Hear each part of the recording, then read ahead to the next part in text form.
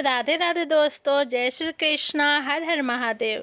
तो दोस्तों, भादो माह में हमें कौन से कार्य करने से पुण्य होता है, कौन से कार्य नहीं करना चाहिए और कौन से कार्य करने से हमें उसका शुभ फल प्राप्त होता है, तो आइए जानते हैं इसके बारे में। तो दोस्तों, अगर आप हमारे चैनल पर नए हैं तो चैनल को सब्सक्राइब करना ना भूलिएगा। तो दोस्तों, हिंदू धर्म में भाद्रपद मास का भक्ति और मुक्ति का महीना माना गया है, क्योंकि इस पावन मास में भगवान श्री कृष्ण के जन्मोत्सव से लेकर गणपति उत्सव जैसे कई बड़े पर्व मनाए जाते हैं। देवी देवताओं के पावन व्रत पर्व आदि को समेटे इस भाद्रपद मास में साधना आराधना के लिए कुछ नियम भी बताए गए हैं। जीवन से जुड़े दुख दर्द को दूर करने और मनोकामना को पूरा करने के लिए बहुत ज़रूरी माने गए हैं यह भादो मास। तो आइए विस्तार से जानते हैं कि आखिर हमें भादो मास में क्या करना चाहिए और क्या नहीं। तो सबसे पहला है कि भादो मास में हमें ये 5 काम भूल कर भी नहीं करना चाहिए। तो सबसे पहला है, सनातन परंपरा में भाद्रपद मास को इस भक्ति के लिए बहुत ही शुभ और पुण्यदायी माना गया है। ऐसे में इस पावन मास में भूलकर भी किसी का अहित नहीं करना चाहिए। नंबर 2 है, भाद्रपद मास में ईश्वर की पूजा जाप और व्रत करने के दौरान ब्रह्मचर्य का पालन अवश्य करना चाहिए। भाद्रपद मास में तामसिक चीज़ों को भूलकर भी सेवन नहीं करना चाहिए। तो और अगला है, भाद्रपद मास में पाप से मुक्ति और पुण्य की प्राप्ति की कामना रखते हुए व्रत करने वाले साधकों को पलंग पर नहीं सोना चाहिए।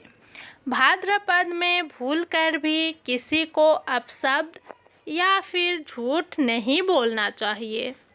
नंबर 4 है, भाद्रपद मास में विवाह, सगाई, गृह निर्माण की शुरुआत आदि जैसे महत्वपूर्ण शुभ कार्य ये सब कार्य को नहीं करना चाहिए।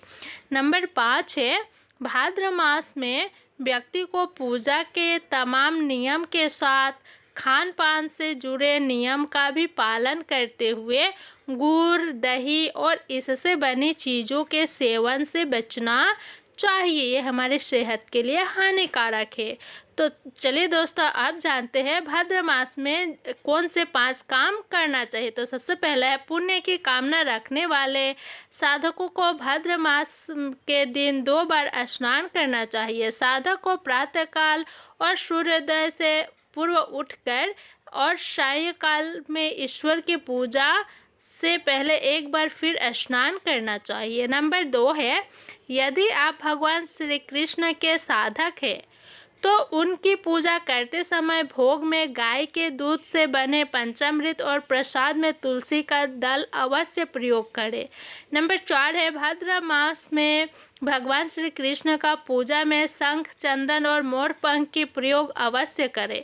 भगवान कृष्ण की पूजा में उनके मंत्रों का जाप करने के लिए चंदन, तुलसी या फिर वैजयंती का माला का प्रयोग अवश्य करें। नंबर नेक्स्ट है हमारा, भाद्रपद मास में व्यक्ति को भगवान श्री कृष्ण की कृपा पाने के लिए श्रीमद् भागवत का पाठ करना या फिर श्रीमद् भागवत कथा सुनना चाहिए। नंबर 5 है, भाद्रपद मास में अधिक से अधिक गौ सेवा और गो पूजन करना चाहिए। इसी प्रकार यदि संभव हो तो प्रतिदिन जल में कुछ बूंदे गोमूत्र की मिलाकर करना चाहिए। मान्यता है कि इस उपाय से व्यक्ति के जीवन से जुड़ी सभी दोष दूर होते हैं।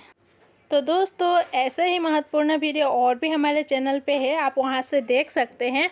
तो दोस्तों, आज की जानकारी आपको कैसे लगी कमेंट सेक्शन में ज़रूर बताइएगा और राधे राधे लिखना तो बिल्कुल भी ना भूलिएगा। तो दोस्तों, चलते हैं, मिलते हैं फिर एक नए वीडियो नई जानकारी के साथ। तब तक के लिए आपको bye bye. Thanks for watching my video. आप ऐसे ही आते रहे, मेरे वीडियो पे सपोर्ट बनाए रखें।